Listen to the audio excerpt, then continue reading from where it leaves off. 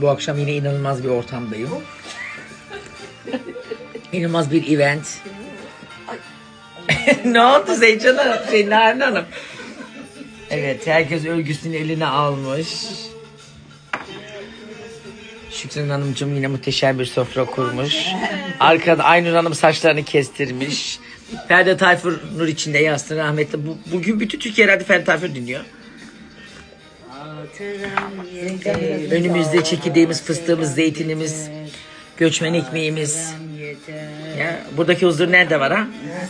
Ferdimiz başka. Yalnız tayfa Hepsi mükemmel. Hepsi huzurlu. Kendimi resmen İsmek'te gibi hissediyorum. Ama ben plaj çantası örüyorum. Ne Plaj çantası. Alan var Daha ya. Ocak ayındayız Zeycan abla, ne plajı? aldı. Annem de oğlan yeleği örüyor. Torunlara.